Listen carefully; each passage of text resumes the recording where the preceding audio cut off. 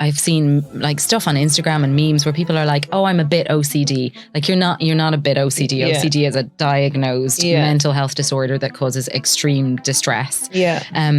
So it's where somebody has an intrusive thought, and that thought can be then followed by this urge to do something, what's called a compulsion. What are the mental health services like in Ireland at the minute? UNICEF published research a few years ago which found that when it comes to our children's mental health, we're rated as poor out of 46 different countries. It's terrible, isn't it? Yeah.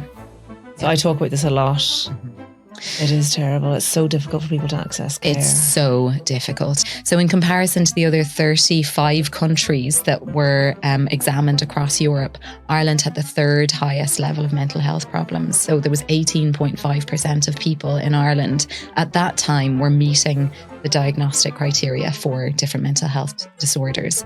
And I know myself in private practice, I sometimes don't even have the capacity to respond to the number of requests I get looking for help and assistance. So I think even it can be difficult to access private care.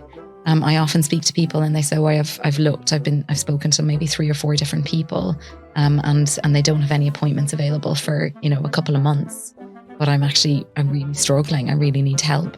We've just never been able, or haven't been able yet, to get that mental health piece correct. And there's a variety of different reasons for that. It's easy to sit here and kind of finger wag and say, "Oh, it's politicians or it's policy or whatever it is." I know from the service that I work in, we have huge recruitment problems. We don't have enough psychologists trained in the country for the posts that there are. Post-pandemic, globally, 12 months after the onset of the pandemic, anxiety and depression levels had risen by 25%, which was huge. Do you think that you can reparent yourself as an adult? Clare, it is such a pleasure to have you on the pod today. Delighted. Been dying to get you on. Clare Kambamettu is a clinical psychologist, and I have been messaging her for the last 2 years to try and hook up, and we've finally made it, haven't we? We made it. The planets have aligned. Clare, it goes without saying that I put a question box up literally 2 hours ago, and it has been flooded with questions about psychology, about anxiety, about depression, about mood disorders, about health anxiety, about indecisiveness, about worrying about your family, worrying about your kids. There is so much of it out there. Yes. So this podcast could last 6 hours. But why is there so much mental health issues in Ireland, do you think? And what are the services like at the minute? I think we're in a pretty dire position at the moment. There are some positives as well, which I will get to. It's not all doom and gloom, but statistically, historically, Ireland has always had a higher rate of mental health problems than many other European countries. You'd kind of expect them to be on a par, but they're not. Why is that? I think there's a few different reasons. I think historically, we're a society that's experienced a lot of oppression in various different ways over the centuries, over the decades. And there's a kind of lasting legacy of that. When people are oppressed, they tend to not want to do things that mark themselves out as different, or there's a lot of shame maybe about going through an experience that you might think other people will judge you for. We've also traditionally lived in kind of smaller communities where fitting into those communities is really priority in terms of our longevity, our health, our mental health, because as human beings, we're primed to live with other people. We do better when we live in societies where we feel connected to other people. And so I think the combination of kind of worrying about being excluded from those societies and the oppression and shame that we've experienced at a mass scale historically has resulted in us not really wanting to talk about things.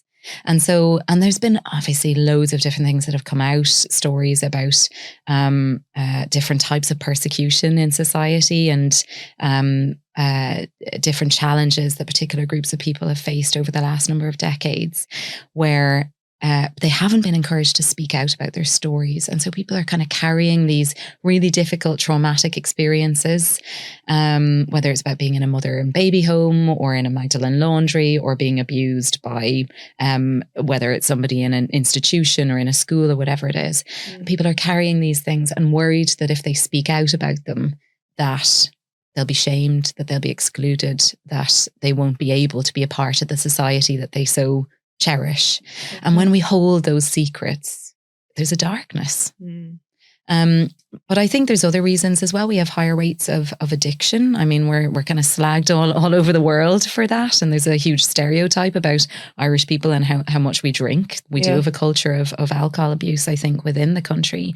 And then I suppose there could be a few other reasons as well, in that we're an island nation that's experienced isolation over the decades and a lot of poverty until more recently in the last 20 years or so. So there's a whole host of different reasons. But I think there was a survey done in 2016, it was called Health at a Glance, and that showed that Ireland was number 3 out of 36. Is one of those times when coming higher up isn't actually a good thing in terms of our mental health diagnoses, the prevalence of mental health problems in Ireland. So in comparison to the other 35 countries that were examined across Europe, Ireland had the 3rd highest level of mental health problems. So there was 18.5% of people in Ireland at that time were meeting the diagnostic criteria for different mental health disorders. There was research that was published last year. It was conducted in the Department of Psychology in Maynooth in association with a couple of other 3rd level institutions. And they found, of the people that they surveyed, over 1,000 Irish adults, that 42% met the criteria for a variety of different mental health problems. When I read that, Was they a random selection of people? Random selection, yes. I was absolutely shocked by that figure. Now, they did include insomnia, which is something that a huge number of people experience. And that's not often surveyed when people are looking at the rates of mental health diagnosis. So I think that will account for some of the increase, but I don't think it accounts for all of it. And also insomnia in itself, we know, I don't know if you've come across a guy called Matthew Walker. He does an awful lot about sleep. He's an absolute legend. I mean, if you listen to any of his stuff, he will certainly terrify you. It terrified me when I heard about the impact of sleep, or the lack thereof that it has on us. But it also motivated me to do something to improve my sleeping patterns. But just to go back to that, if we're suffering from a lack of sleep, it worsens every physical and mental health condition known to humankind. Yeah. So it's a really important one to measure. But it might be elevating that figure a little bit more than it might be otherwise. I don't know. But I think post pandemic, I mean, globally, 12 months after the onset of the pandemic, anxiety and depression levels had risen by 25%, which was huge. And then more closely closer to home, we've seen levels of those increase, I suppose, objectively in the statistics, and also subjectively in my work. I would see an awful lot more people looking for help. I think we're more open as well to seeking help, to sticking our hands up. There's St. Patrick's Mental Health Services do a research every year that looks at people's experience of stigma and talking about mental health in Ireland. And their research in 2022 found that about 60% of people feel more comfortable talking about their mental health than they would have done several years ago. 80% believe that Irish society in general is more open to talking about mental health. And 50% of us have picked up new habits to help us look after our mental health. So we're having more conversations. That's what I mean by it's not all negative. I think we're more open to talking about mental health, more open to sticking our hands up and saying, I need a bit of help here. You know, I mightn't have severe clinical depression. I mightn't yet be experiencing suicidal ideation, but there's something wrong. I feel low, or I feel anxious, and I need to get some help with that. And so maybe partially the reason why the statistics are increasing is because we're more willing to talk about that. Yeah, I often wonder, because certainly at the minute ADHD is huge online, and there seems to be an awful lot of celebrities coming out saying that they have, ADHD, and you see it all over it's just been talked about a lot more. And even a question that came in was, do you think that you know, kids in my class didn't have ADHD, but now there's 10 in my son's class or something like that?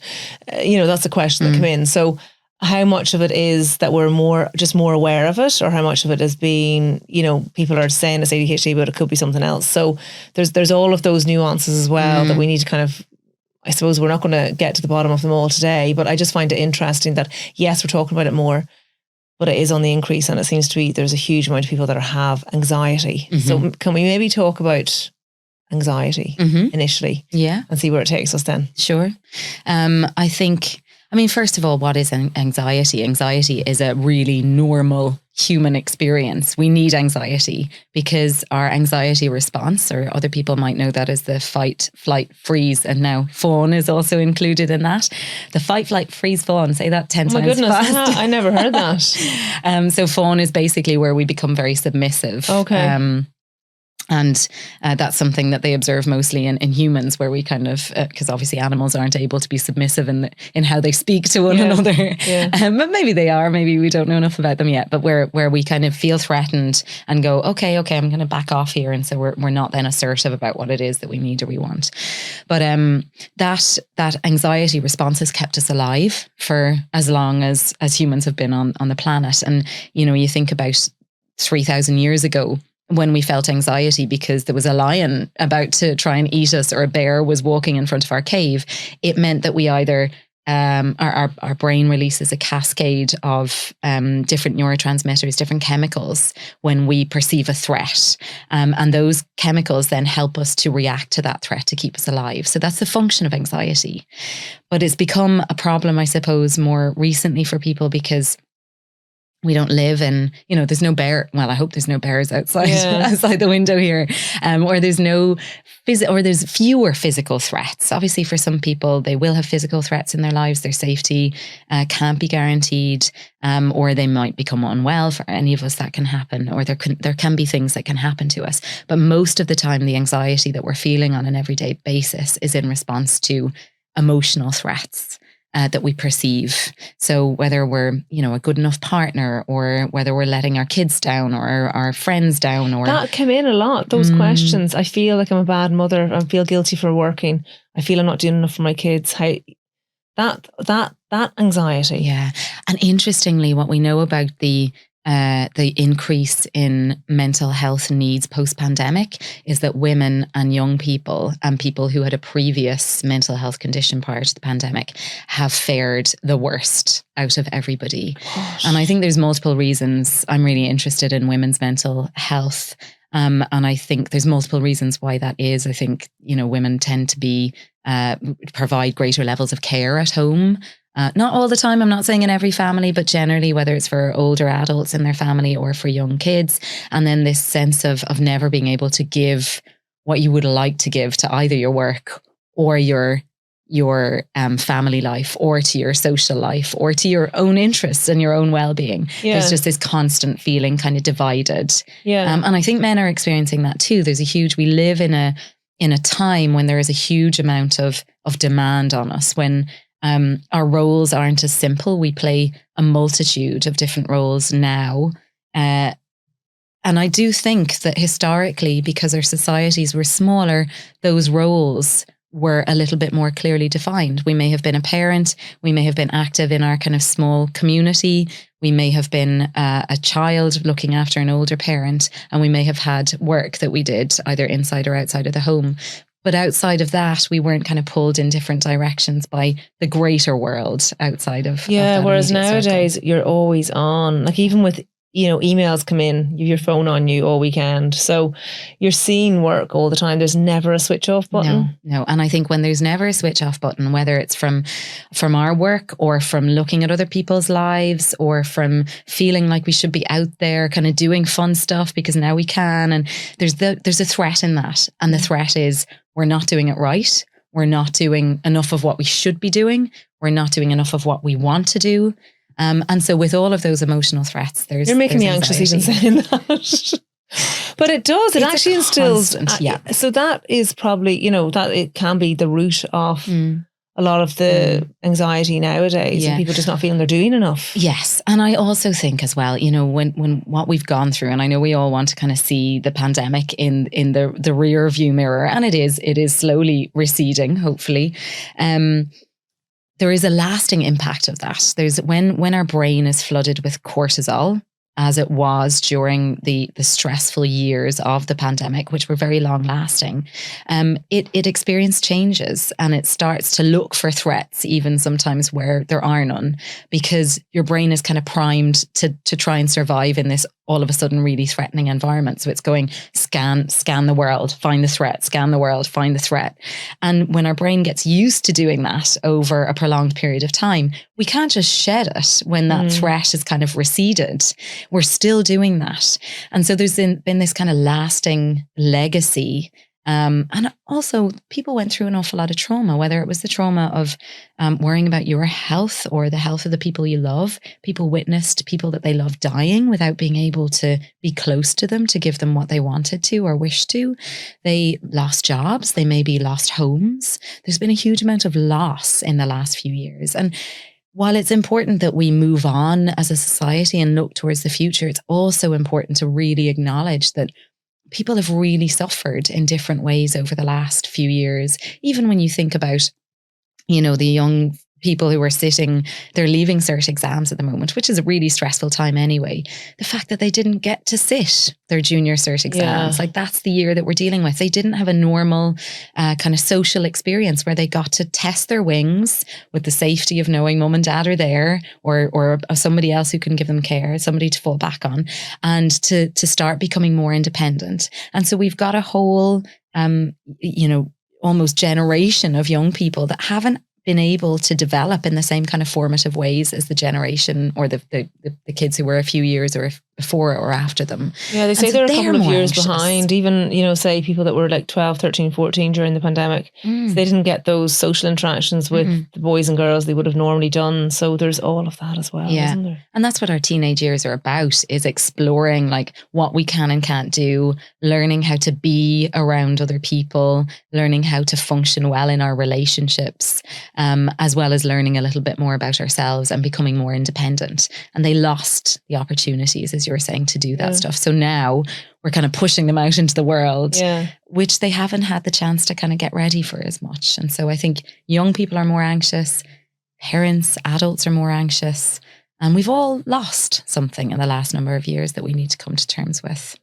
And what can we do? Like, what can someone who is anxious or does feel that they are experiencing anxiety on a regular basis, how can they help themselves? Like, what are the first of all, I suppose, so I have two questions for you. A, how can they help themselves? And B, what are the mental health services like in Ireland at the minute? Okay, yes. Yeah, good question. I know the answer to one of those questions. I'm not sure which one you're going to answer in which order. I'll start off with the what we can do. Okay. And there's lots of things that people can do. I think there's lots of different types of anxiety. First of all, it's important to recognize that. And different people will experience different things, whether it's health anxiety or panic. A lot of people I know have been experiencing panic disorders or panic type symptoms, which is where you just have an anxiety response in your body, but we misinterpret that as meaning we're going to faint, or we're going to have a heart attack, or we're going to choke, or we're going to die. Something really bad is going to happen. A lot of people are experiencing kind of social anxiety as well, where they're worried about just being out again in groups of people. Not so much about COVID, but more about how they'll be judged negatively for that. So there's just the first thing to know is that there's lots of different types of anxiety presentation. It can show up in a wide range of ways. But the thing that all anxiety has in common is that it's a biological response to a perceived threat, whatever that threat is. I have used and have also recommended a particular approach. I suppose the most evidence is for cognitive behavioral therapy in the treatment of anxiety. So that helps us to look at our thoughts, how our thoughts are linked to how we feel in our bodies, and then how that's linked to our behaviors. A lot of us, when we're feeling anxious, will start to try and avoid the thing that we feel anxious about. That might be okay in the short term. It might not harm us, but in the long term, if we're changing our behavior and it's stopping us from being able to function in a way that's healthy or in the way in which we want to function, then that's a problem, right? So cognitive behavioral therapy helps us to look at what the thinking is that's driving the anxiety and driving our avoidance, maybe, or particular behaviors we might be doing. But there's another form of theory called acceptance and commitment therapy, which is all about just allowing our experience to be what it is, allowing the anxiety to be there. And I have to say as well that in the early days of the pandemic, I experienced this real flooding of anxiety. My dad had just died a few months beforehand. I was taking care of my mum, and all of a sudden we were in this global pandemic where our social supports and my social supports were gone. And I remember viscerally sitting at the kitchen table one evening going, my God, I don't think I can eat. Feel like there's something stuck in my chest. Have I got COVID? Can I breathe? Is there something wrong with my... And it took me a few days of feeling this awful, actually probably longer than that, probably a couple of weeks. And I think this is the thing, I have the knowledge about what this is. And it was still hard for me to accept that this was anxiety. So I want to say that to recognize how difficult overcoming anxiety can be. It's not as simple as just going, acknowledge and accept you've got anxiety and then it'll be fine. Do a little bit of breathing.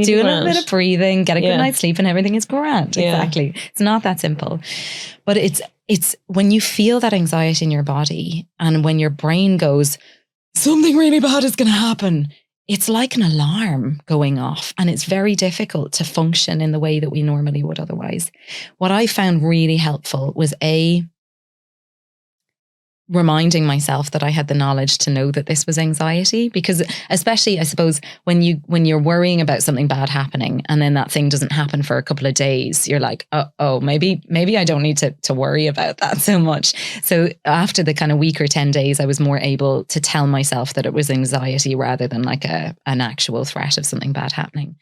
But there is a book by a guy called Barry McDonough called Dare, which is a combination of CBT techniques to think about how you're thinking and acceptance and commitment therapy techniques, which I found so helpful. It really helped to structure my approach to when that sensation came up in my body when I started to feel anxious.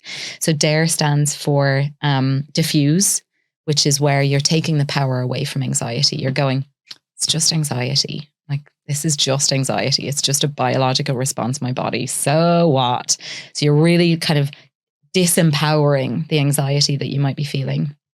Acceptance is what the A stands for. So that's just going, there's no point in fighting this. There's no point in fighting the fact that I feel anxious right now. This is just the way that it is. All I can do is help myself through the experience and know that just like a wave, the wave is going to peak and then it's going to go down again. Our anxiety, whatever emotional experience we have, and this goes for low mood, it goes for whatever it is, whatever we're feeling, loss, grief, anger, frustration. Feelings are like waves. They get bigger and bigger and bigger. They peak and then they come down again. And so the acceptance is all about reminding ourselves of that and that we're just going through this at the moment. The R stands for run towards. So that's where you run towards the anxiety. You go, come on, like bring it. Like make me feel as awful as you can make me. And I can take this. You're going to make me feel more sick? You're going to make my heart pound faster? You're going to make me feel a little bit more sweaty? Fine. Bring it on. Okay. Because when we give ourselves the chance to experience anxiety and experience the physical symptoms and nothing bad happen, then our brain goes, oh, okay, like we're fine here. This is just anxiety. And then we can reinforce the idea it's just anxiety and not something worse happening. And then the E is engage. So that's get busy doing something else. That approach really worked for me. It's really worked with a number of clients that I have recommended and worked through it with. And so I that is just always a book. I'm not getting paid to recommend. That's okay. Do you need to read the book though to understand how to do that? Because even when you say like diffuse, you know, like that's all well and good, but is that tangible for someone? I think it's not. I think you can read the book. It's really helpful. And there's a workbook that comes along with it. Or you can just look up. They have a ton of YouTube videos. So Barry and the therapist that he works with put up videos that are for free on YouTube. If you look up the DARE anxiety response, and they have a Facebook group as well that provides people with support. And so I would urge people to just have a look at some of those videos, because they really are great. I think for some of us, though, it's a bit of a deeper rooted thing. Like, some of us are born with a more activated kind of vagal response. I know I'm talking in kind of gobbledygook there, but that's our kind of how our body activates that fight, flight, freeze, fawn response. Some of us are more likely to have that activated more quickly. And some of us who are a bit more, I suppose we might seem a bit more chilled, are less likely to have that activated. If you are one of those people, you need to know that about yourself. You need to know that you're more likely to respond with anxiety. On top of that, if you've experienced adverse childhood events, so really difficult things in your early years, you're going to have a lower level of tolerance for stressful or anxiety provoking situations before you feel overwhelming kind of anxiety. And in order to kind of help yourself with that, you need to, sometimes we need to backtrack a little bit in order to be able to move forward. And I think that can be important. There's a couple of books, again, that I've really loved. I mean, I'm a psychologist, and I obviously am like, therapy for everybody. Everybody needs to go to therapy. I really do believe, like, we might not all need it all the way through our lives, but like, if we can know a little bit more about ourselves, that just helps us to manage when things are tricky. So there's a great book by an American psychologist called Bruce Perry, and Oprah Winfrey, called What Happened to You. So instead of the what's wrong with you, it's the what happened to you. That's a switch in the narrative. Yes.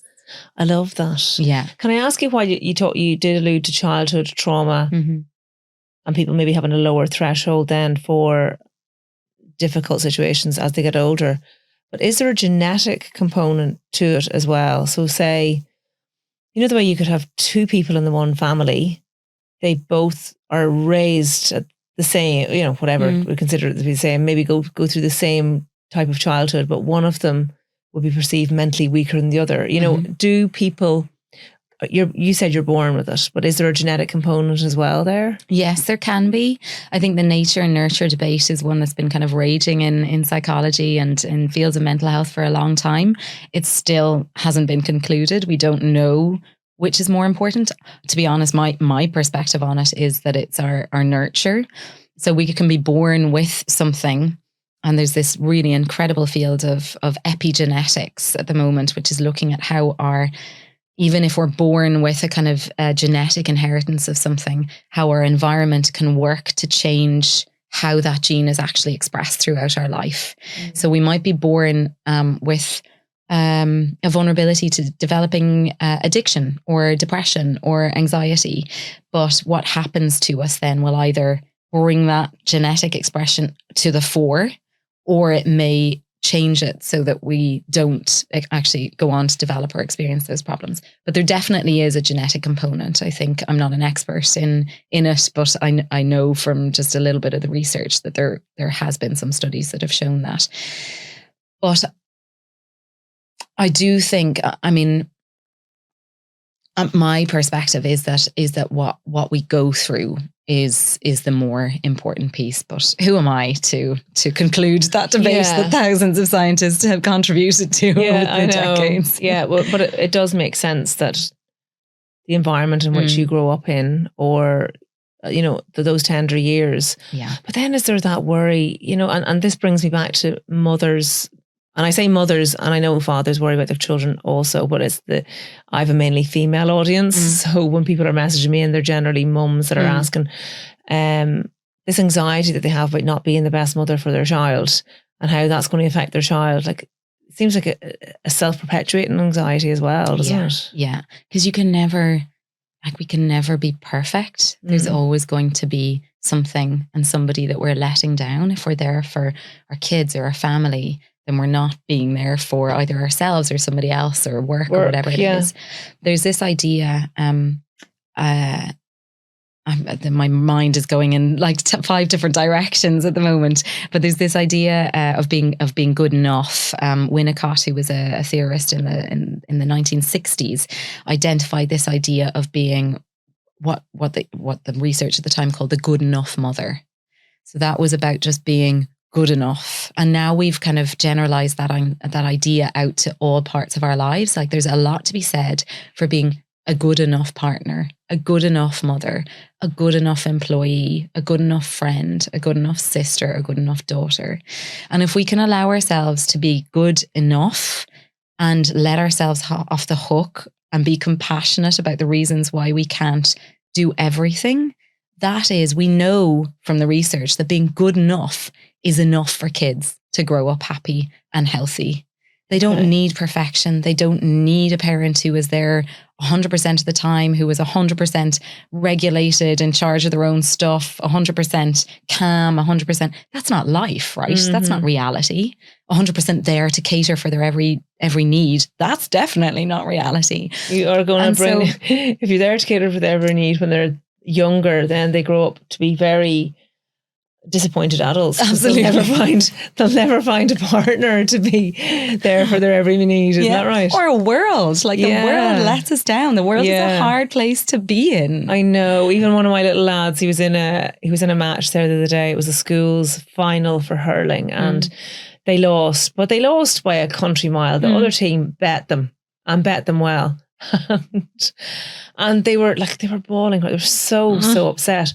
But I was like, this is life. You're never going to win everything. And in order to really experience the glory of actually winning and doing something really well, you have to experience how feckin' awful it feels to do shite at something as well. Absolutely, you do. And I'm not the type of person who jumps up and down excited about children crying in general. But there's something about that experience. I'm laughing. I'm only messing. I wasn't. But there's something about that experience that's so important. And building resilience, isn't it? Building resilience. And I really feel for parents in this, because even in the time since I started training in psychology to now, the perspective on parenting has changed so much. Yeah. Because we went from being a society 30, 40 years ago where it was children are seen and not heard. As long as they have enough to eat and as long as they're kept physically safe, nothing else matters. To moving into this space where it was their emotions, their every emotional need is of vital importance. Yeah. And if we let them down, they're going to fall apart as adults. That's not the case either. What's the reality is that children need to build resilience, and they build resilience by learning to tolerate failure, learning to tolerate loss, learning to tolerate not being the best at stuff, not winning, learning to tolerate anxiety. And how do they do that? They do that because hopefully their parent is able to be there enough, not all the time, but to coach them through it. So to coach them, as I'm sure you did with your boys, where you're going, it sucks, but it's all right. Yeah. It's not going to kill you. It's going to be okay. And I know, and I'm here, and it's hard, but it's not the end of the world. That message over time allows children to learn, okay, yeah, I feel disappointment, but I'll be okay. I feel failure, I'll be okay. I feel like I've messed up, I'll be okay. And that's the thing that leads to emotional health and emotional resilience further down the tracks, is knowing as an adult that you can sit with loss, you can sit with grief, you can sit with pain, you can sit with anxiety and know that you'll be okay. It's just a feeling, and it's not. Feelings are just feelings. It's just information, as opposed to an existential threat or something that's going to wipe us off the face of the earth.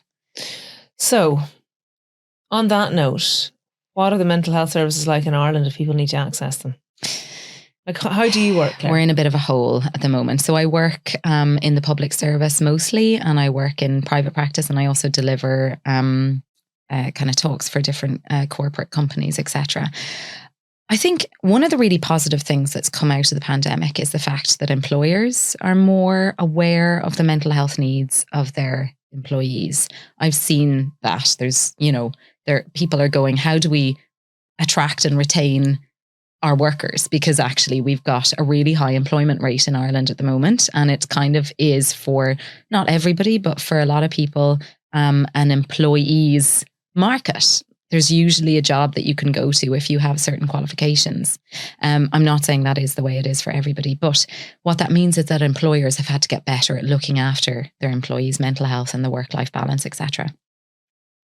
So there's lots of employee assistance programs that tend to be quite good at being able to provide a timely response in organizations if somebody puts their hand up and says, I'm struggling here, I need a bit of help. Our health services, UNICEF published research a few years ago, which found that when it comes to our children's mental health, we're rated as poor out of 46 different countries. It's terrible, isn't it? Yeah. I talk about this a lot. Mm-hmm. It is terrible. It's so difficult for people to access care. It's so difficult. I used to work in primary care and in CAM services in the HSE. And it's really hard. It's really hard for people working in those environments. It's really hard for parents and for families who are worried about their young people and looking for help to not be able to get help at that time. There's massive waiting lists. Because the knock-on effect of a child dealing with mental health issues and having to wait years for an assessment, Yes. first of all, years for diagnosis. Mm-hmm. They're teenagers or through their teens by the time they get help. Yeah. The knock-on effect that it has on a family environment, it's huge. On the parents' relationship and the parent relationship with the child, on the child's relationship with themselves and others. That's the issue. Huge. And it's so much harder when you think about what we were saying earlier about how, say, anxiety can affect how we think, how we feel, and then what we do. If you've got an 8-year-old who's feeling anxious for 5 years before they're able to get help, or 3 years, or even a year, those behaviors that they're doing because of the anxiety get so much more embedded. Our neural pathways in our brain adapt so that they become habit. They become what we just, our go-to response. That's a lot harder to treat as a clinician and a lot harder to change than if you've got a kid who's just started feeling anxious and who is getting, help within a few months of starting to feel that way, because you have a greater impact and you can then structure their neural pathways, help them to learn healthy habits that will stay with them, hopefully. So yeah, it's really difficult. It's so difficult for everybody involved. And it's really sad, because the same UNICEF study showed how we're doing really well when it comes to our young people's education and their social skills development. We're actually rated as high for that. So we've shown that if we put enough emphasis on certain things, so on our school environments, on the education that we're providing for young people, that actually has a real impact, and a really positive one. But we've just never been able, or haven't been able yet, to get that mental health piece correct. And there's a variety of different reasons for that. It's easy to sit here and kind of finger wag and say, oh, it's politicians or it's policy or whatever it is. I know from the service that I work in, we have huge recruitment problems. We don't have enough psychologists trained in the country for the posts that there are. And I think that goes across the board I'm sure it's in pharmacy. I'm pretty sure it's in every aspect of healthcare. We do not have enough healthcare professionals. So no matter how much funding you throw at the problem, no matter how much policy changes you make, no matter how positive you make working environments, we just don't have enough people to fill the posts for the demand that's out there. And I know myself in private practice, I sometimes don't even have the capacity to respond to the number of requests I get looking for help and assistance. So I think even it can be difficult to access private care. I often speak to people and they say, "Oh, I've spoken to maybe 3 or 4 different people, and they don't have any appointments available for a couple of months. But I'm really struggling. I really need help." The other good thing to come out of the pandemic, as well as more people being able to access mental health services through work, is online mental health supports. 6 years ago as a psychologist, or even 5 years ago, I was only starting to hear about this, and I was a little bit unsure of how it was going to go. I kind of thought, God, I don't know about doing, therapy with somebody over. I mean, Zoom wasn't in my vocabulary, so I don't know what it was over video, I guess. Whereas now people do it all the time. I work with a therapist online. It's really effective. The research is showing that it's just as effective as being in a room with somebody. So I think there is greater opportunities for people to use those online solutions as well. I know there's a few different companies where you can speak to a therapist in the States or in the UK or in other parts of the world. So we have kind of greater access to people outside of our immediate area as well. But that's obviously private. It's private. A lot of them do offer a sliding scale. It's still going to cost, but it may cost a little bit less. Okay. And there's various different services as well, I suppose, outside of the HSE to draw people's attention to Jigsaw, which is specifically works with young people under the age of, I think it's 25. And there is different charitable organisations that are set up in different parts of the country as well. If you have a look at Spun Out and Reach Out, there's lists of services that are available online there. So there is kind of, but it's patchy, and it depends on where you live, and it depends on how much money you have. That's the sad state of affairs, unfortunately. Yeah, it's the postal code lottery as well, isn't that right? Yeah. As they say. Yeah, exactly. And, how long are families waiting on for assessments, roughly? Do you know even? I think it depends. It depends on, again, where people are. The HSE, I know, as most health services, we know like best practice, if we can get to people within 12 weeks. I will just say I've never worked in a service where it's been possible to get to people within 12 weeks. That's 3 months. Yeah. Okay. Yeah. Then you have people waiting much longer. Mm-hmm. And I think it's really difficult. I definitely remember sitting with that when I worked in CAMS, where you're going, there's a family out there that are worried about their child, really worried about their child and their child's safety. And we're really worried about that child and that child's safety. And we're trying to prioritize the kids that we're really worried about. But we can only prioritize so many. And then there's a list of people who are still on that priority list, but we can't see because we don't have enough people. And even holding that as a mental health professional and trying to continue to do your job is really, really stressful, as well as the experience of families, which is obviously just devastating, as you've said. Yeah, it is. Oh my goodness, it's terrible. But I suppose the other side of it is that there's lots that people can do for the kind of more mild to moderate mental health problems. There's loads of stuff that's available online. There's loads of self-help resources. So there's some great books for younger kids who worry that I used to work through with young kids. There's a lovely book called What to Do If I Worry Too Much. And that's for kids who are about 8, 9, 10, that age. It's by... We might put some of these in the show notes so people can access them as well. Yeah. That's by a woman called Dawn Hubner, and she's written books for different kids or different ages as well to help kids deal with anxiety. I found that really helpful for kids with that kind of more mild to moderate type presentation. And there's for adults, similarly, there's the DARE book that I mentioned earlier. There is the Overcoming series. So you've got Overcoming OCD, Overcoming Generalized Anxiety. The HSE do an online, the name of it's escaping me now, but it's a free stress. We can put it in the show notes again. It's escaping me there, but it's a guy called Jim White who developed a kind of self-help CBT program in Glasgow, and he's facilitated the recordings of this stress seminar essentially to help people manage their stress in different ways. But I think it's really important to say as well that we have to empower ourselves to build our resilience when things are good. It is obviously a really, really difficult situation when we're already struggling, and we know that we're struggling more than we were a few years ago.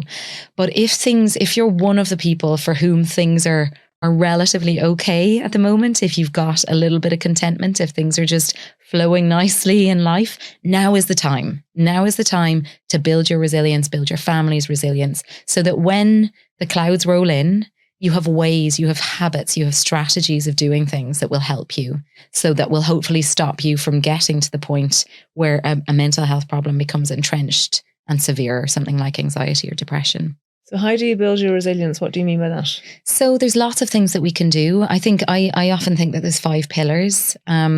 I'm going to talk a bit about mindfulness, which I'm sure people are like, oh God, not again. Because I think we've kind of reached a bit of a saturation point. Full circle of mindfulness. People are like, Jesus, that baloney. That thing again. Yeah. But so there's a place for it. There's absolutely a place for it. I mean, and it's probably one of the oldest therapeutic techniques in the world. Is mindfulness not just being, if you just broke it down, bullshit aside, is it not just being a bit more aware of things? That's exactly what it is. So all it is being present in this moment right here. Yeah. And being open, curious, and non-judgmental about whatever comes up. So we're not judging our experience as being good or bad, as being painful or not painful, as being suffering or not.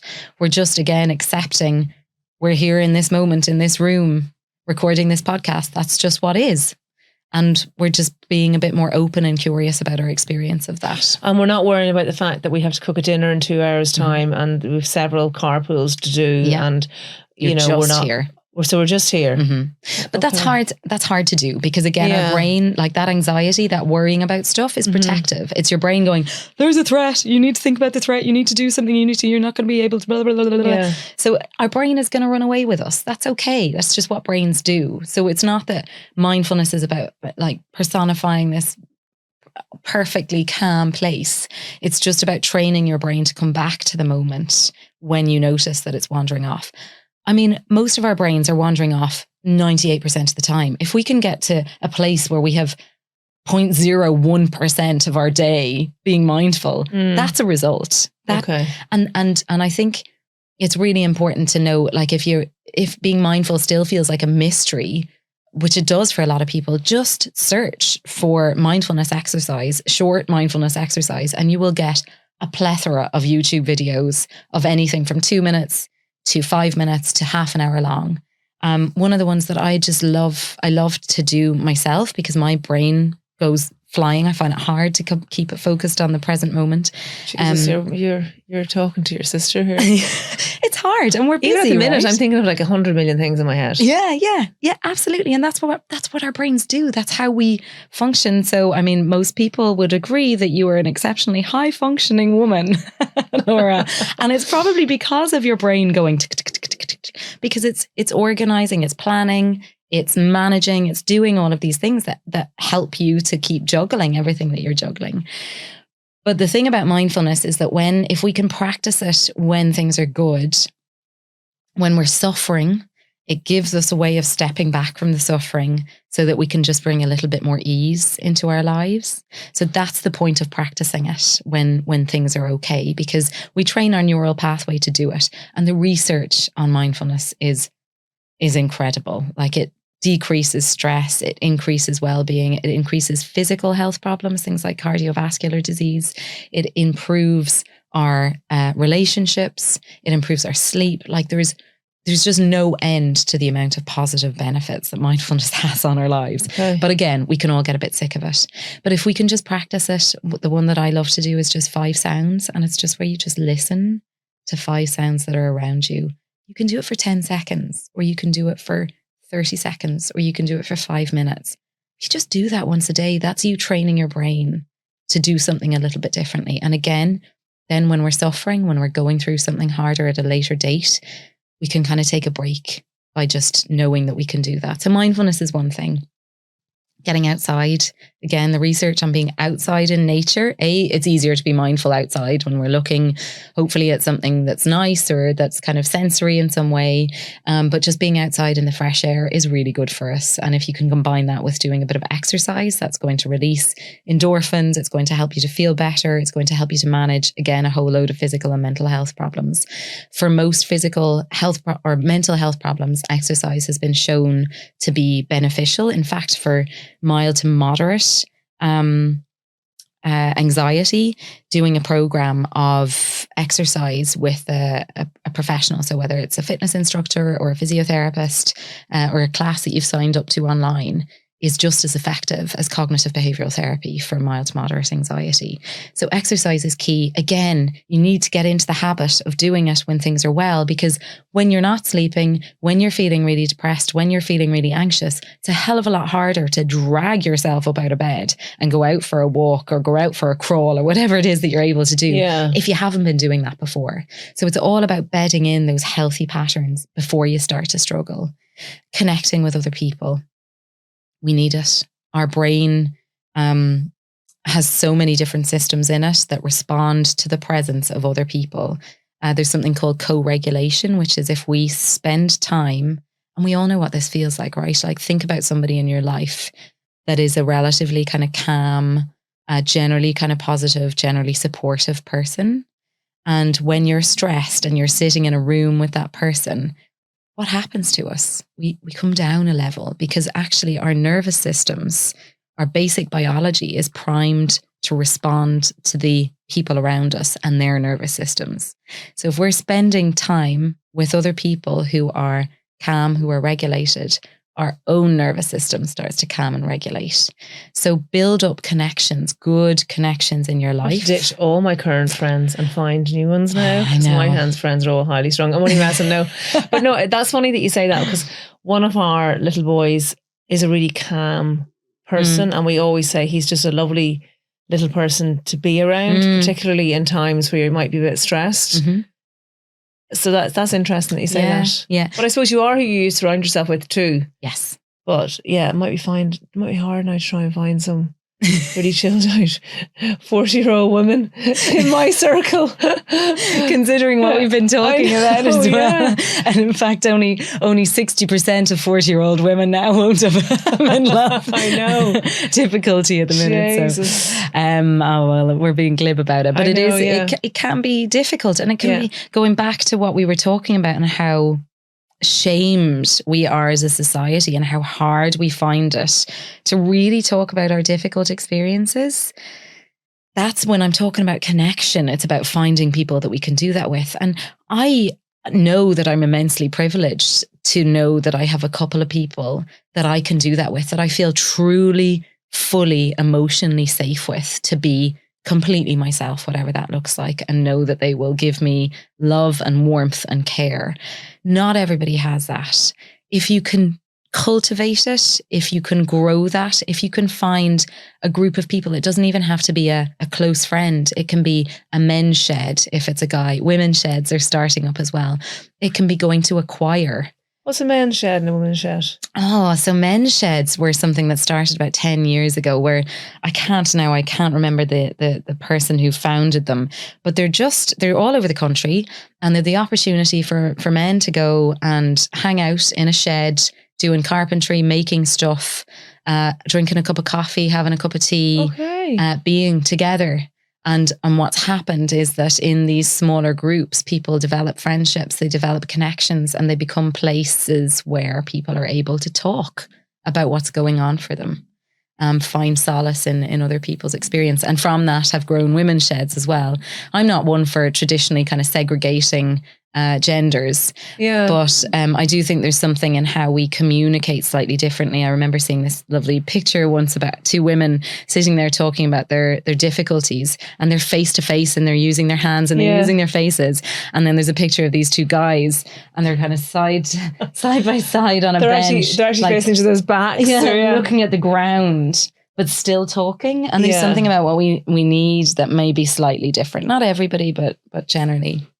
So there's organizations. It's not about necessarily connecting and finding like a best friend.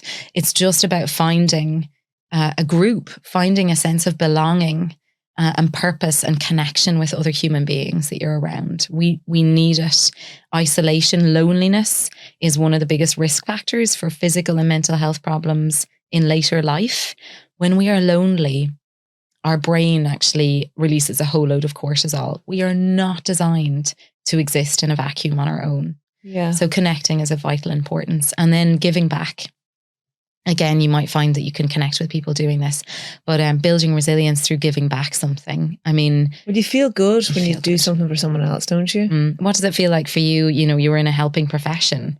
Yeah, no, you feel great, like you do. And when you don't even need to hear it from the other person, but you know you're helping them. You can tell. It is, and it's the teeny tiny little things that work for people, isn't it? It isn't the grand gestures. No. But sure, it's like that with kids too, I find. I know that I've some people who kill themselves doing stuff with their kids at weekends because they're trying to make up almost for, you know, the things that they're not doing with them during the week because they might be working. And, you know, I always think your kids just want you to be around. Absolutely. And just hang out with them and watch TV or something like that. Like you don't have to do mad stuff with them. No, and that goes back to, might be too big a thing to get into, but one of the main theoretical frameworks that I work from as a psychologist is attachment, which is how we learn, how our nervous system essentially learns to feel safe or sometimes not feel safe around other people. So we're born with this biological drive to connect with other people because you think about a teeny tiny baby, we're not going to survive unless we can get somebody to take care of us. Or be really, really cute. Yeah, that's why they learn to that's smile. Why they're cute. That's why they're cute. Yeah. Because who can resist? And like, what do we do as adults when we look down over a baby? Know. Like we're primed to go, oh, let's take care of the baby. Yeah. It's a biological response, and it's a biological system that we're born with. And as soon as we can, then we crawl after, or we get up and we toddle towards, or we run after the adult that we're relying on to look after us. Yeah. And that's how we get our physical needs met, but it's also how we get our emotional needs met. So through that early experience, and this goes back to our experience of anxiety as well in later life, that early experience is where we learn how to start managing our emotions. So if you think about it, if you have a baby or a little kid in front of you and they fall and they come over and you pick them up and you go, oh, you hurt yourself, or, oh, you tired, oh, you sad, are you cranky, oh, you poor little thing. We're reflecting back to that child all the time what their emotional experience is. And through that, the kid is getting messages like, oh, I'm tired, oh, I'm sad, oh, I'm angry, oh, I'm a bit grumpy, oh, I'm hurt, I'm in pain. They're learning how to identify what their emotional experience is. And then their parent is hopefully also going, I know it's hard, come here, you'll be okay. So they're getting that message. This is hard. I'm sad, I'm disappointed, as your son was yesterday, but it's okay. That starts when we're tiny. It starts when our brains are freshly in the world, and it continues on for the rest of our childhood, certainly up until we're about 10 or 11. Those are the years where kids are really learning to manage their emotions. There's a great experiment. It's kind of hard to watch, but it's called the still face experiment. And it's where they take parents of small children and they get them to respond to the baby with as normal. And then they turn away and they look back and they have a still face. And very quickly the child becomes really dysregulated, because in those early years, we're relying on our parents around us to manage our nervous systems, manage our emotions for us, because we don't know how to do it.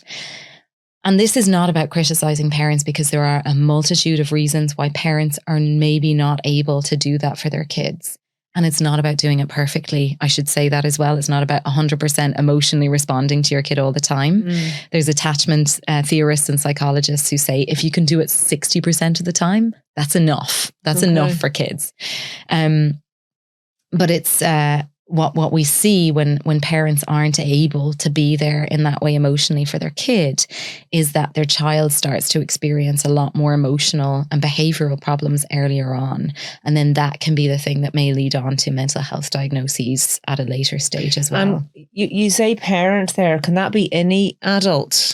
It can, yes. In a caring role. So, you know, the way when a child is in a crash and they're hurt and the caregiver in the crash is going, oh, you poor little thing, and gives them the cuddle. So it's just that their emotions are reflected at the time that they need them to be by an adult or by someone who they can rely on. Is that what it is? It's that kind of... That's generally what it is, but I think where it can be difficult. So say if a family is dealing with huge stress, maybe whether it's addiction, perhaps a parent has died or has left, or there's a lot of conflict at home, or something like homelessness, which we know is affecting a huge number of people at the moment, where the parents maybe have been through their own stuff that they have been traumatized through and haven't been able to resolve. Because if you think about in that interaction, you've got a parent who's going, oh, you're hurt. Yeah. You're okay. If the parent is really struggling and they're going, for God's sake, get over it, or what's wrong with you, because they're really struggling themselves,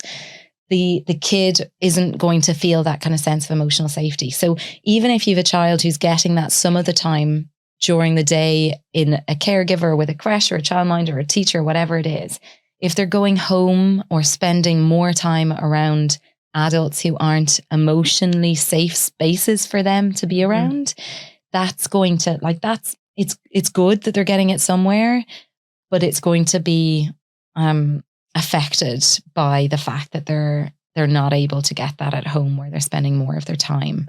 So, and this is, again, I need to be really, really clear here. This is not about criticizing parents, because we all have stuff, and there's going to be times when all of us are less available because of stress. Life is not perfect. We lose people. We go through hard times. We struggle with ourselves.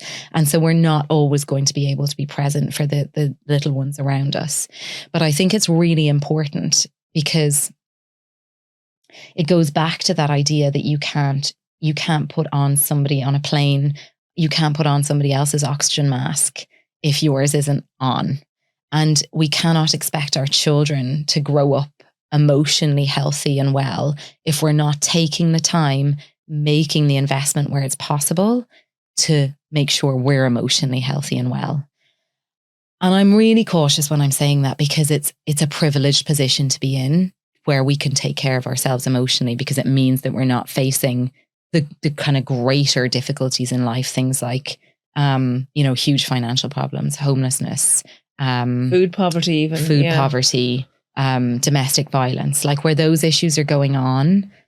It's very difficult then to kind of prioritize your own emotional well-being. So I do want to say that it's really important for people to be compassionate towards themselves about the situations that they may find themselves in, while also being aware that it's really important for their child's emotional well-being, for them to try and look after themselves as best as possible. Okay.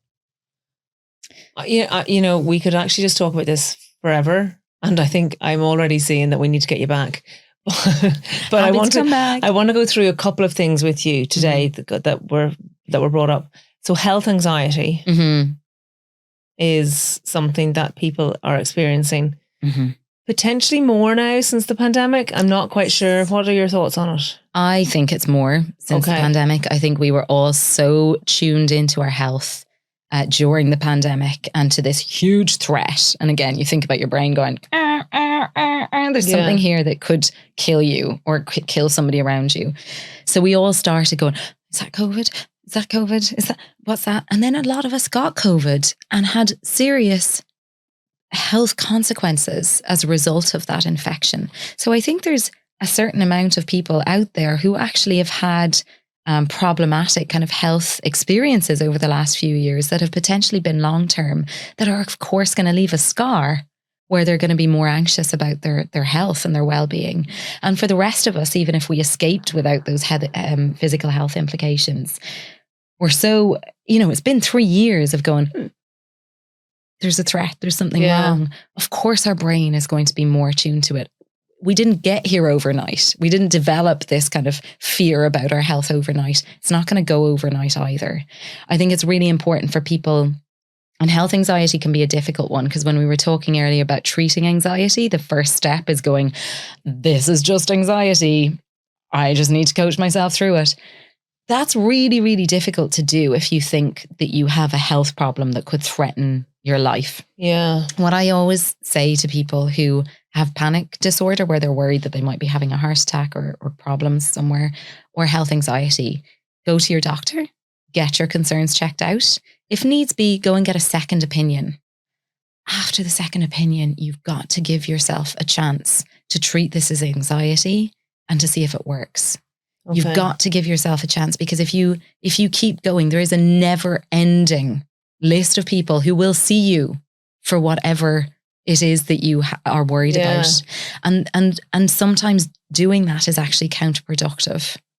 I would argue that if you're doing it on a repeat basis, it's counterproductive, because you're not giving your brain the chance to learn that this is anxiety and then to overcome it. The only way we can overcome anxiety is by sitting with it, allowing our brain to recognize its anxiety, allowing the anxiety to kind of fade, and then learning again, kind of learning that it is anxiety. It kind of tops up our learning when we go through that cycle. So go to your GP or whatever the specialist is, get the second opinion if you need. Sorry, I'm really hungry. Can you hear my belly? I can hear your belly growling this whole past however long we've been here. Feed me. Why did you come? You should have. I offered you food. I know. She actually offered me buns as well, like the nicest food buns. known to humans. I wasn't at the time, but I will definitely take one when we're finished. Not at all. It's grand. It's just to explain what's just wondering, like, if the on. mics are picking the it's like, it's not the air condition, it's actually Claire's tummy. Anyway. So go to your specialist, go to your doctor, go to another one if needs be, and then treat it as health anxiety or panic disorder. Okay. OCD. Oh my goodness. So difficult. Again, it can be treated with that DARE response. So OCD, for people who don't know what it is where you get intrusive thoughts,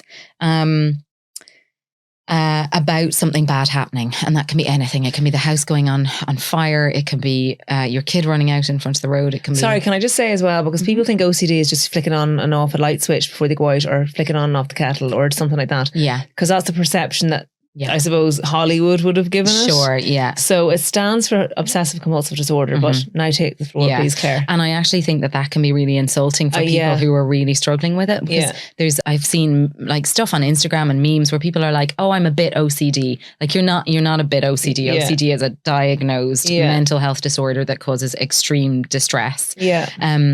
So it's where somebody has an intrusive thought, and that thought can be then followed by this urge to do something, what's called a compulsion. So that might be the flicking on and off the light, or saying prayers is another really common one, or checking repeatedly. So checking that your door is locked, checking that your straighteners are off, checking that your ironer's off, not once, but maybe 50 times, or having to do it in a certain pattern. So having to check 10 times, then another 10 times. And if you get interrupted, having to start the process all over again. Isn't the human brain unbelievable? Yes. Like when you say this, even the whole patterns, isn't it? Yeah, absolutely.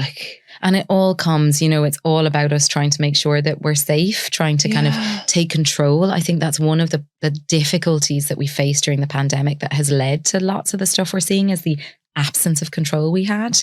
And so when you think about OCD, it's about us feeling unsafe and then trying to do something to control that lack of safety, feeling like if I do this 10 times, if I do this 20 times, that's going to get rid of the threat.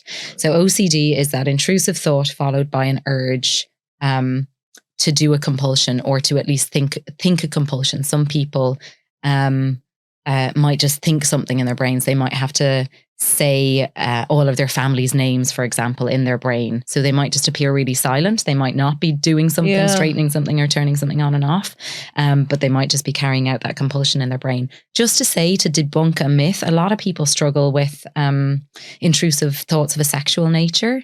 And it's really important that people know that this is a symptom of OCD, because often people are so shamed by the fact that they experience these thoughts that they never seek help, or it takes them a long, long time. So they might have intrusive thoughts about hurting a child sexually, or hurting another adult sexually, hurting themselves sexually. And the difference between somebody who's got OCD and is having those thoughts and somebody who wants to do those things is the distress that it causes you. So if you're experiencing those thoughts, anything of a sexual nature, or because OCD is a way of seizing on the things that are taboo, seizing on the things that we feel a lot of shame about. If you are experiencing these intrusive thoughts of a repetitive nature that are causing you distress, that is OCD. Versus if you're thinking about sexually harming somebody and not feeling any distress about something, it's definitely still something you need to seek help with, but it's not OCD. OCD is characterized by the distress that is caused by those thoughts.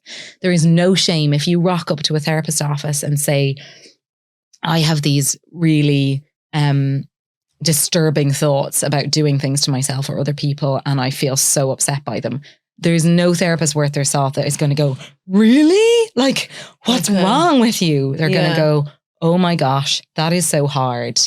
You've been living with this for so long. Like, how difficult. Let's start unpacking this. This is OCD. They might do some assessments with you, do some more assessment or questions, ask you some more questions, and then start a treatment program. Because if you don't get help for it, it can lead to anxiety and depression as well. Like, I have talked to mums that say, they may have they have their new baby, and they just thought that they're going to harm their baby, that they're going to push the pram into the pier in Dunleary, or they're going to, I don't know, like very violent thoughts. Yeah. And it's on repeat. And it's like it's like a circuit in the brain. It just keeps going round and round. And it must be absolutely awful to deal with that. And then because they're so embarrassed by those thoughts, they're afraid to get help. And then it gets worse, exactly like you're saying. And that's where the experience of postnatal depression or postnatal anxiety can get out of control, I suppose, for that individual. And I think it's just really important to say there is no shame. Like, those experiences are way more common than you would think. Way more people. I have never had a client with OCD, whether it's a thought about harming their own child or a thought about harming another person or a thought about doing something that they think is just completely outrageous and horrendous, that I haven't heard before, or that I can't look up a video about on YouTube. Hundreds of thousands of people, I guarantee you, are having those same thoughts. We're just not talking about them. People just don't talk about them. And it's really important to come forward and to just try and get the help that you need, because it is all about then, like, it can be treated. It's an entirely treatable anxiety disorder. And it can be treated with psychology, but also with drugs, because high doses of fluoxetine or Prozac can be given for it too. So there is plenty of options for it. But is OCD, is it triggered by a trauma, or is it in you anyway, or how? I'm asking all these questions that Oh, yeah. Tell me, Claire. Do we need to talk about intrusive thoughts? It's such I know, but it's such a grey area, isn't it? We just don't know where it comes from, because it could be childhood trauma, it could be just something that comes on you, it could be exposed to it. Yes. Like, some of us are, again, by our nature, a little bit more obsessive in how we do things. We're a little bit more meticulous, or we're a little bit more careful about how we are with certain things. I have a friend, I go through clothes and shoes. It's one of I shop in charity shops for a variety of different reasons, but it's one of the main reasons is that I go through things because I'm so careless. I toss them here. I don't hang them up. I don't wash them properly. I don't pay attention to the care labels. And I have a friend who's really meticulous about how she looks after her stuff. She doesn't have OCD. She doesn't experience distress if she can't hang up her dress on the moment she takes it off. But she's just very careful. And so she has stuff that lasts forever. So some of us are just more meticulous, more careful by nature. And then we may grow up in an environment where maybe that's the value in our family, is to be careful about certain things. So it might be that we are born with a kind of tendency to be a little bit more careful, or a bit more neurotic maybe about certain things.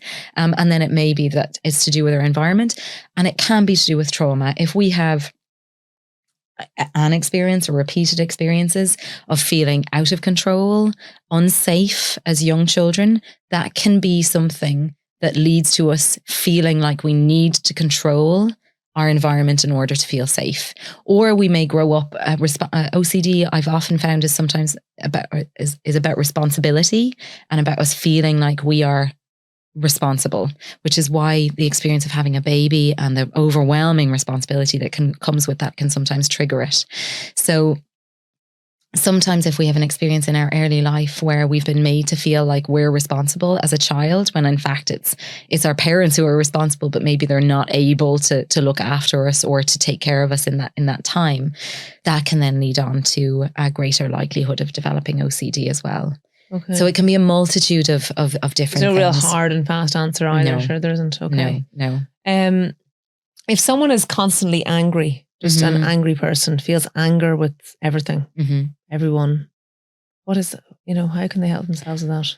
I think in my experience, anger is sometimes a defense against other emotions. So perhaps if we grow up in an environment where anger is okay to express, but sadness or anxiety or disappointment or hopelessness or other things aren't expressed or aren't tolerated by a family system, we can learn to just express anger, or we might even just feel anger, whereas actually sometimes underneath our anger is something else. Anger is an emotion that just says, I don't like this. I don't like what's going on and I want it to change. That's the information that anger is telling us. But what we might not like mightn't be something that's making us angry. It might be something that's hurting us in a different way. So I think if somebody is constantly feeling that, they're really struggling. Like, being angry is not a pleasant place to be. My anger is definitely associated with my hormones. And there's times in the month where if I am angry, I know that I'm like, Yeah. Oh my God. I know some ways of kind of dealing with and managing that, but I know how unpleasant it is. And so if you're a person that is constantly struggling with that and you can get help because you are suffering. And I would imagine that there are deeper things going on that you may need help to talk through, to identify and to learn different ways of dealing with. And, you know, is there self-help for everyone out there in terms of free YouTube videos and books and things like that? Because I'm acutely aware that it's difficult to get help. And sometimes it can be costly for people to access care too. And then, so if you are looking at a YouTube video or you are, you know, going online to try and get help, how do you know who to look for? Like, how do you know who to believe? Because I'm sure there's lots of, we see it all the time. There's lots of rogue people out there that are, you know, charlatans and that. So how do we know who to listen to? So the HSE's website, if you'd have to search HSE and mental health, I've forgotten the exact link. Maybe again, it's something we can put up. They actually have some pointers towards different self-help sites and self-help programs that are really helpful.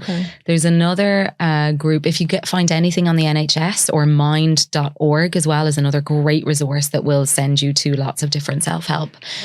There is a service in Australia called, oh my God, my brain has gone blank. But again, we will put it up. They have loads of self-help work. Yes, I know that one you're talking about. And there's actually a service in Australia, a free service that's good for mental health for children too. And I'll put that in the notes as well. Great, yeah. But there is, I mean, what I would say when it comes to mental health, what we're talking about is our emotional health. If you can go to YouTube and look up videos that allow you to build your emotional tolerance, so to build your ability to sit with different emotions and ride out those emotional states, that will improve your overall mental health. So there's that to say as well. There's another field of therapy that I absolutely love, and there's more and more research around its effectiveness for different things. It's self-compassion. There's a woman in the States called Kristen Neff, and Paul Gilbert is a guy in the UK that have this school of mindful self-compassion, as it's called. Kristen Neff offers an 8-week, maybe it's a 12-week mindful self-compassion program that you can apply to do for free. You can apply for a kind of grant to do it. And there's also, again, if you just search free mindful self-compassion, there's another organization that offer you the materials completely for free. That is probably one of the most challenging and also helpful things that I have ever done for my own mental health. It was really, really excellent. It's difficult you do need to commit to it because there's a time commitment to it, but it is completely free. Someone has asked here, do you think that you can reparent yourself as an adult? 100%. I do. I have reparented myself. None of us emerge from childhood without wounds because our parents are not perfect. And they range on a scale of not being perfect. Some people are going to emerge with more wounds, some with less, but we will all come out with wounds that need to be reparented. There's a great book by an American psychologist called John Bradshaw. I think it's been around since maybe the 80s. It's called Homecoming. And that is a how-to reparent yourself guide. It will take you through the different things that you got and didn't get as a child, and help you to comfort yourself. That mindful self-compassion piece as well is also about doing that. It's about holding yourself as a child with compassion, with kindness, in the way that we hopefully hold our kids when they're going through a really hard time, and treating yourself in that kind of way. What are your thoughts on microdosing psilocybin? This is just totally random, I know. Interesting. Yeah. I am fascinated by the research around microdosing of a whole different variety of drugs. I know they're doing research with MDMA for trauma and for marital or couples therapy in the States as well. And I think in London. Sounds like great crack. Imagine doing MDA with your partner. Well, this is the whole point of it, is that it increases your positive experience. If you're going through... Imagine. I'm guessing get my dealer on the phone. Hook us up. Yeah. I'm guessing they're doing it in a very regulated way as opposed to at a festival. Sure. That's what they're telling us. That's what they're telling us. Actually, they're all just. I know these clinical researchers. I'm friends with some of them. But yeah, no, I'm very interested in it. I am a fan. To be honest with you, I'm a fan. There's a great book again. I know I keep talking about books called Food of the Gods, and it talks about the use of the more kind of traditional drugs in more traditional societies and in dating back kind of thousands of years, and how they have been used for good. We tend to have quite a black and white attitude towards drugs here. Just like the way we used to have a black and white attitude towards sex. Exactly. Oh, you took the words out of my mouth. You knew what I was going to say. I did. I'm reading your mind. Okay. We're really on the psychologist. Yeah. But that is interesting because I see that completely changing because. Go on, tell me your thoughts. Oh no, I'm interested to hear yours. Well, just because of the whole, like we have changed with sex, even with the fact that we are so much more open about LGBTQI plus people and all of that, we embrace it. And I think that, like what you said, with drugs, which obviously drugs is my thing, in a good way. Well, no, just I think that we have been very black and white. We've been very, this is bad and this is good. But there is evidence. There is an abundance of evidence that would suggest that the likes of psilocybin can help with PTSD, that's post-traumatic stress disorder, and all kinds of things in a regulated environment, yes. But then I know of people, and there is an underground of people in Ireland that are microdosing psilocybin. Yes. I don't know if they're getting it, well, they're obviously getting it from the black market or they're growing it themselves or something. The worry there is that it's not regulated and you don't know what you're taking, and you could take you could get a good pick one day and not so good another day. So that's the only thing that I would slightly be hesitant about. But I definitely think that there is room for it. Absolutely. And we have to be open to it as well, because I think if we can find ways to use drugs, whatever their origins, to help people alongside therapy as well, I certainly think that that's the way forward. The more help we can offer, the more variety of options we can offer people, the better, right? And the more open we are about it, because people are going to do it regardless. Yeah. It's like people are going to. So if we have, I had Dennis O'Driscoll on, who is a pharmacist and was 20 years in the addiction services, and we have to be, it has to be harm reduction measures that, and the information that we give people. There's no point in saying don't do drugs, because that doesn't work. It's like saying to people, don't have sex. Yeah. That certainly doesn't work. No. Just how do you do it and look after yourself? Yes, exactly. So I suppose I just thought I'd ask you that. Just thought it was an interesting kind of thing that came along. So I'm interested in that whole reparenting thing that we said. So people can do that. It is possible to do that. Yes, it is possible. For some people, it's going to take an awful lot more time and a lot more healing, because in order to reparent ourselves, again, we have to be that kind of regulated, almost mindful, calm parent. And so if we're really upset, if we're really experiencing a kind of roller coaster of emotions, it's going to be harder for us to find a way back to a place of balance in order to reparent ourselves. But it's totally possible. I've worked with people who've come through huge trauma and found ways to do that. Complex post-traumatic stress disorder, which is something we're recognizing more and more, is where somebody's had kind of post-traumatic events in their childhood and in their later life potentially as well, that has led to it's more complicated than just a kind of single incidence of trauma or even a double incidence of trauma. It's something that's been pervasive throughout their life and is likely to have had an impact not just on their ability to manage their emotions, but also their personality, how they interact with other people, their relationships and everything else. And I have seen people with complex post-traumatic stress disorder get to a point where they're able to, even in the height of things, mindfully create space where they can go, this isn't helping me. What do I need right now? I'm really suffering. This is a moment of pain. How do I help myself? Okay. And that's totally possible. Okay. And that goodness, so that would affect people that, regardless of what trauma they've been through, whether it's been childhood or someone that's experienced trauma later in life, maybe repeated trauma. Yeah. They can actually get to a place where they can just have compassion for themselves. And that mindful self-compassion piece, the woman I spoke about, Kristen Neff, she is somebody, she talks about, being able to hold your suffering. And so almost like putting your arms around yourself and saying like, I'm suffering, like this is really hard. And this is part of being human. Like this is part of the human experience. What do I need? How do I help myself? And it's just interrupting, the argument with a partner, the argument with a coworker, the urge to self-harm for some people, the urge to go out and drink and do something kind of crazy or something that's not helpful, the urge to kind of be overwhelmed and to just go back to bed and not deal with the day. Being able to mindfully and self-compassionately hold ourselves. And the reparenting bit is the, what do I do now? How do I take action? It's not just about going, oh, this is really hard and I'm really suffering and that's it. It's about going, and then what? Because that's what I'm guessing I'm sure it's what you do with your kids. Yeah. Is to go, okay, darling, like this is really difficult. Come here, it'll pass. It'll be okay. And then something else happens. Yeah.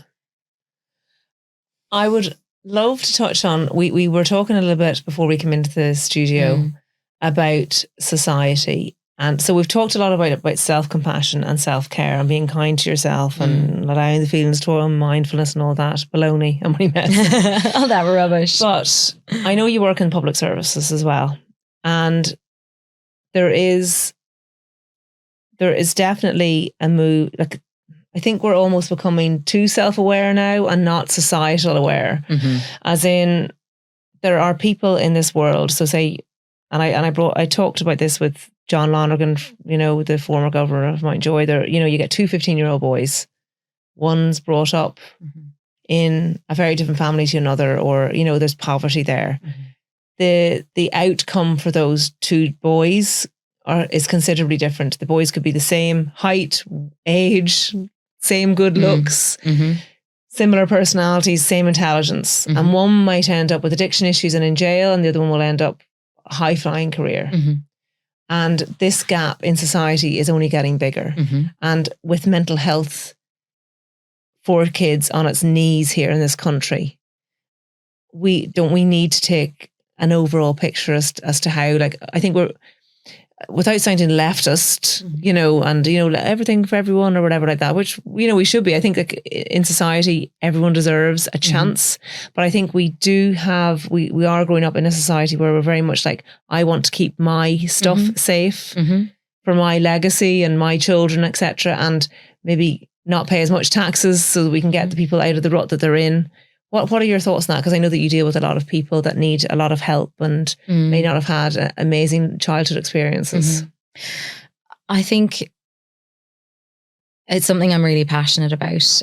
We know from the research that equal societies are more equal. You're never going to get a perfectly equal society, but the ones that are more equal are better for everybody. They're not just better for people who have less right now. They're better for people who have right now because they're safer. There's lower rates of violent crime. Children have better health outcomes. Adults live longer. We have lower rates of mental health problems. So equal societies are where we need to be striving to get to. But in order to be willing to put the work and to put the sacrifice, because we can't get an equal society without having to sacrifice something. Where the sacrifice comes is from the people who have more privilege and more opportunity. And so what we need to do is to recognize where we have privilege and have opportunity and think about what are we willing to give up a little bit of in order to even the balance a little bit more. And it isn't just something that's going to happen overnight either. It's almost like this is something that you do now for when you're dead, but your grandchildren are living in this society that is potentially more violent. Like, you just have to look at America to see how messed up the world is in terms of poor people and rich people and jails and, jails as a form of punishment, and not how can we get people that are in jail to a place where they can come out into society and live again and not reoffend. And I think whether we're talking about people who are in prison or people who are experiencing kind of chronic mental health difficulties or chronic addiction problems, one of the things that always allows me to feel compassion, no matter what the situation I'm in, is to think about, there once was a little boy, there once was a little girl. No child is born into this world wanting to end up with an addiction, wanting to go to prison, wanting to do something to hurt another person. It happens as a consequence of the environment that we grow up in, regardless of our genetic inheritance. It happens as a consequence of the needs that we get met or the needs that we don't. If we are lucky enough to grow up in an environment where we have more privilege than other people, and this is people in our own localities, in our own country, in the world, then it is from my perspective, our duty as a human being who's trying to do something decent, to try and sacrifice what we can sacrifice. I'm not talking about people paying so much more tax that they then are not able to afford to feed their children. I'm talking about people who may go away for one weekend less a year, or maybe cut down on something because they have slightly less money in their pocket, with the idea that in 50 years' time, their kids are going to be living longer, healthier, and in a safer world. Yeah. But it's hard. Answer me it's now. a long-term game. How do you do this now? Well, I'm just going to take out my magic wand that I have here that I use in these types of circumstances. I just find it so interesting though. And that's the whole worry about the whole mental health service issue. Yeah. It's like we are, Jesus Christ, the services aren't there. Children's needs aren't being met. And yet we're talking about tax cuts, as opposed to where do we get money to make these services better.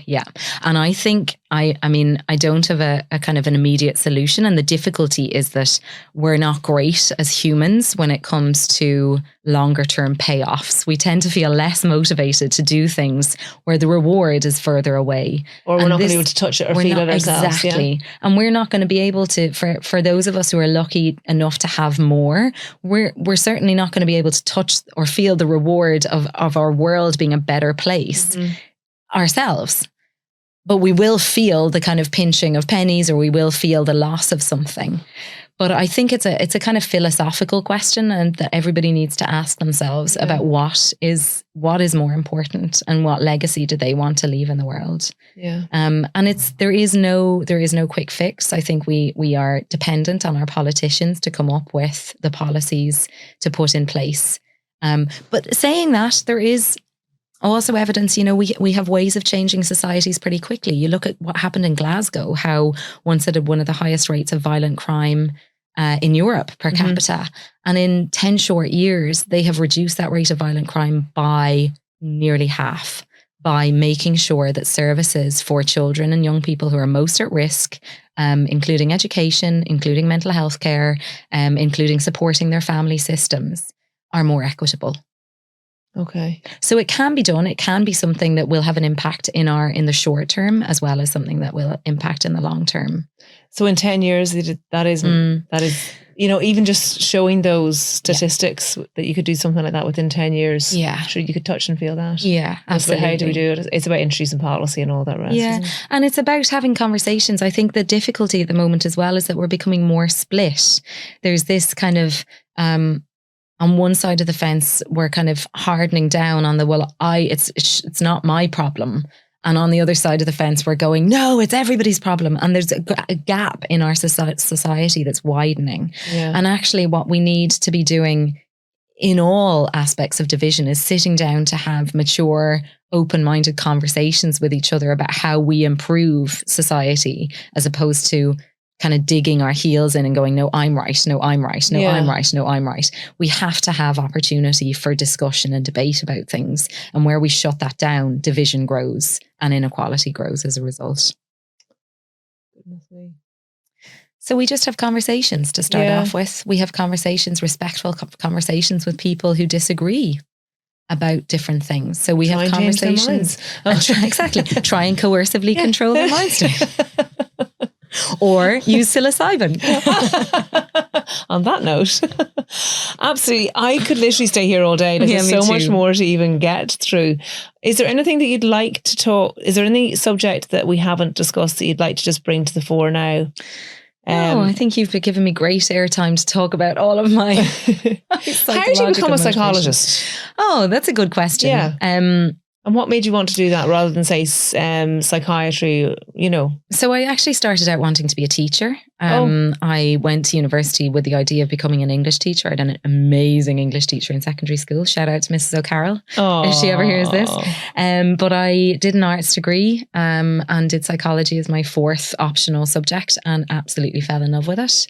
You need to do an undergraduate degree. It's not essential to do a master's, but a lot of people may go on and do a master's.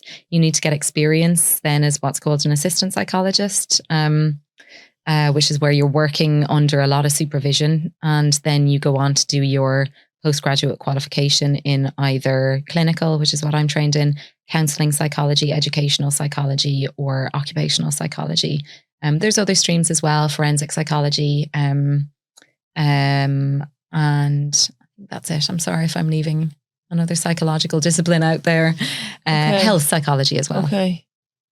It's a long road. It's a long road, but I suppose there's opportunities to work along the way. It's not that you're a student that whole time. Yeah. And to be honest with you, I love my career. I absolutely, there's rarely a day where I don't feel grateful for having found something that I enjoy doing so much. And that's not to say it's not hard at times and there's not challenges associated with it, but I love encouraging people to do psychology because I think maybe part of it is it has given so much to me.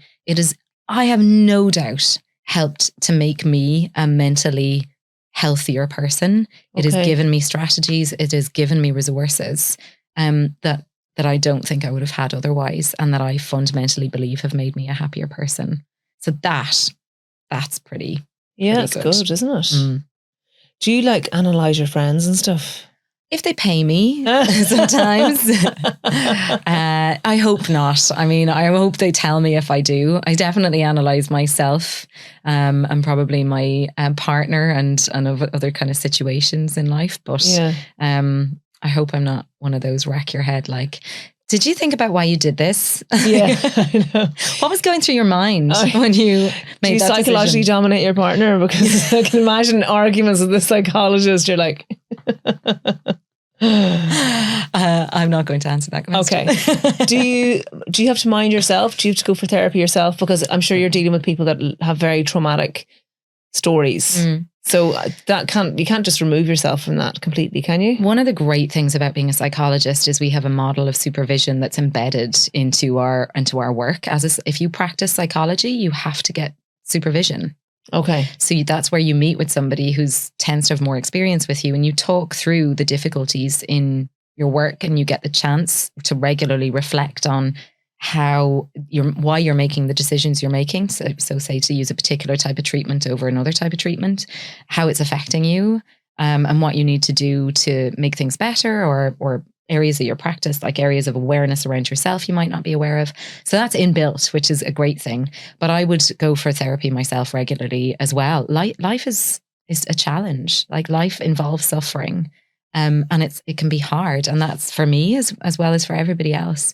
And I find, and I'm lucky enough to be able to do it, I find the opportunity to talk those things through just helps me probably to be better in my relationships, and certainly to feel better in myself. Okay. I don't do it all of the time, but I go through times when I do chunks of it and then chunks. Okay, and the idea of therapy just to keep going, almost like traditional Chinese medicine, you're going to a clinician or a practitioner to be as healthy as you can be. It's not because you're sick. That's a really good point. So as a psychologist, I treat people. I work with them to treat mental health diagnoses and disorders. I would go for therapy to just kind of keep myself ticking over sometimes. Yeah. Or because I'm going, there's something going on and I feel a bit out of sorts and I want to figure out what's going on, but it's not because I've developed a disorder overnight or anything like that. So yeah, there's two different reasons why somebody might end up speaking to a psychologist or a psychotherapist. I have one more thing to ask you, actually. slipped my mind. And I mentioned it earlier in the podcast about ADHD, and there've been a lot of it around now. Do you think it's been overthought? Do you think like people are looking at little kids and they think, or they think they have ADHD when it might be just a little bit of distractedness, or it might be just a little bit like they're living in a busy world. Is it being overdiagnosed, or in this country where you can't see a clinician, not diagnosed, but like overthought? Yeah. I think so. My opinion on it may not be an entirely popular one, but it's one that I developed from working, I suppose, in different services with young people.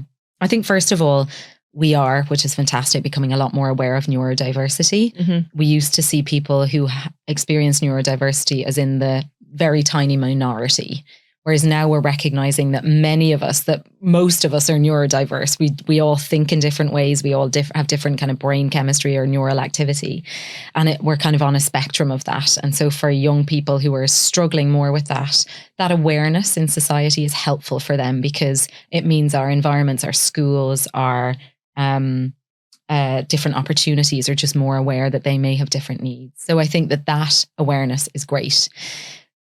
I was speaking earlier about attachment and about how in those early relationships, we learn how to manage our emotions, and how we need to have a kind of relatively safe, relatively calm, good enough parent who's in charge of their emotional experience in order to help us to do that.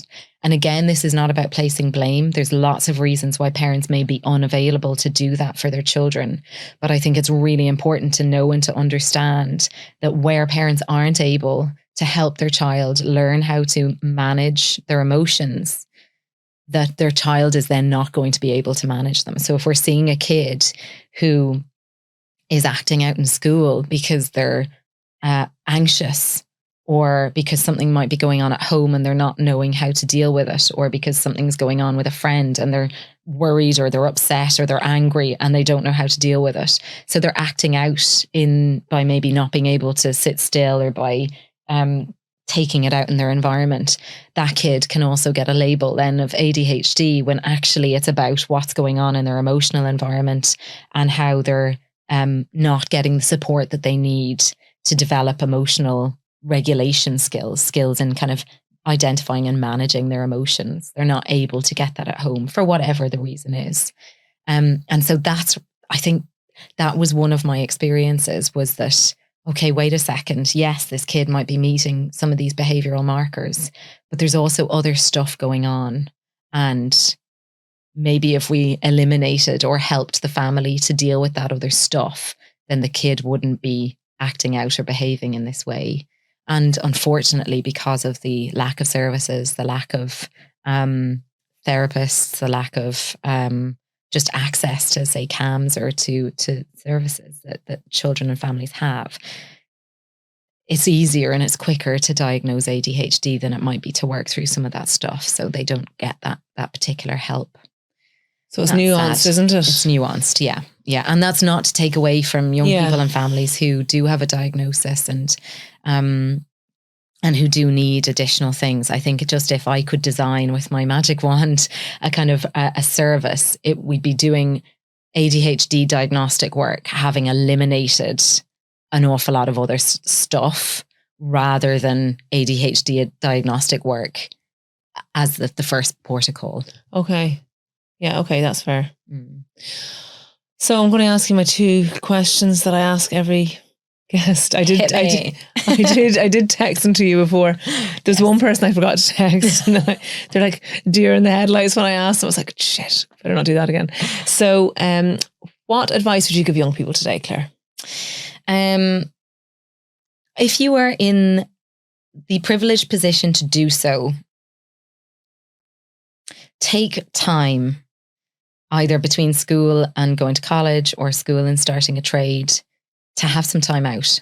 Go work in the hospitality sector, go work in a bar, travel if you can. Take time out to do things that you are not going to do for the rest of your adult life. Or if you want to go to college straight after school, then do that and try and take time out the other side. We get so caught up in this trap of school, college, job, work, that's it. That sometimes we don't give ourselves the time to really experience the world. And I think that's where we really grow, maybe not academically, but socially, in our interests. It gives us the opportunity to explore what we like, what we don't like. And I just think that those experiences, the young people that I know who've had that time, have something that other young people don't. And again, it's a position of privilege if you can do that. And I do want to recognize that. But if you can do that, that is just what I really do think builds resilience and builds that kind of self-knowledge as well.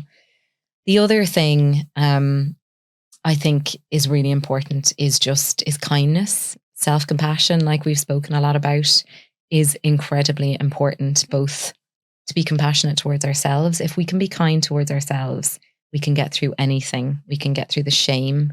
We can get through the dark days. We can get through the trauma. We can get through the fear. And if we can be kind towards another person, we can help them to do that as well. So I think that's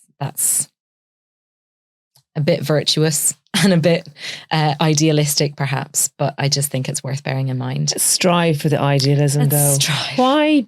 Don't be basic. Strive for perfection. No, let's be good enough. Be good enough. Oh shit, sorry. We need to be good enough. I just ruined our entire podcast now. Everyone's over there like anxious. I'm not being perfect. Okay, and what's the meaning of life? I don't believe that there is one. I tend to believe that we have all ended up here by a happy accident through the process of evolution, and that life is really short, and that we are here to just make the most of it, to hopefully leave the world in a slightly better place than whence we came into it, if we can. But to just really live our lives as we can. They go in a flash. We don't know when things are going to change. And so if we can just live the life, the short little life that we have, with as much joy as we can, then that's what we're here to do. Fair enough. Claire, it has been an absolute pleasure. I'm definitely getting you back in. We're going to deep dive into psilocybin use next time. Are we going to do it? Live. Now there's a thought. There is a thought. We'll live stream it as well. Okay, watch this space, guys. Watch this space. Claire, it's been a pleasure. Thanks so much. Likewise. Thank you for having me. It was so much fun.